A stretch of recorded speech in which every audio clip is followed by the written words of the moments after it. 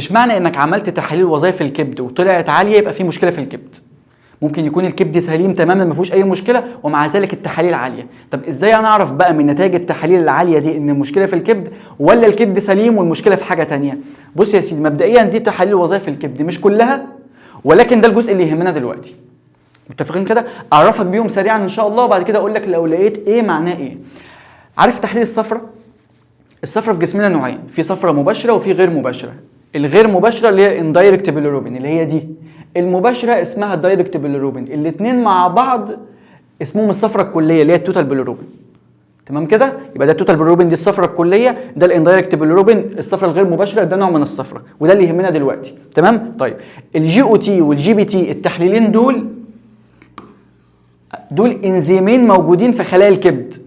ركز بقى في الكلام، الاثنين دول موجودين في خلايا الكبد نفسه. طيب الاي ال بي والجي جي تي دول موجودين في القنوات المراريه مش في الكبد، موجودين في القنوات المراريه. انت تقريبا فهمت انا عايز اقول ايه. لو لقيت ان الجي او تي والجي بي تي عاليين والباقي طبيعي معناه ان المشكله هنا في الكبد.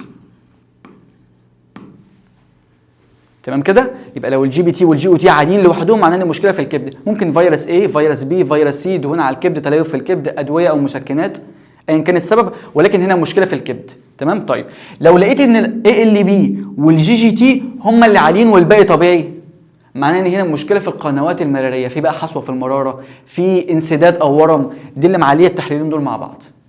تمام كده؟ طيب لو لقيت ان الاي ال بي لوحده هو اللي عالي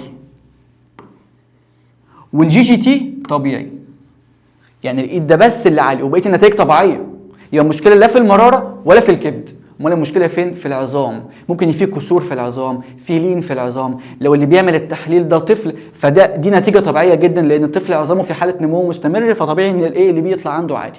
فالاي اللي بي لوحده معناه ان المشكله في العظام. تمام كده؟ ولو طفل فدي حاله عاديه. لو الاثنين دول مع بعض عاليين والباقي طبيعي معناه ان في مشكله في القنوات المراريه. لو الاثنين دول بس اللي عاليين والباقي طبيعي معناه ان مشكله في الكبد نفسه. تمام كده؟ طيب لو لقينا ان الاندايركت دي او الصفرة الغير مباشره هي اللي عاليه لوحدها والباقي طبيعي معناه ان المشكله هنا في تكسير الدم او حاجه اسمها انيميا تكسيريه، دي اللي معليه الصفرة، انها مش في الكبد برضه. ساهم ان الفيديو ده يوصل لغيرك، لايك وفولو، وفي هذا القدر الكفايه لمن اراد الهدايه، وكان معكم محمود نوح. سلام.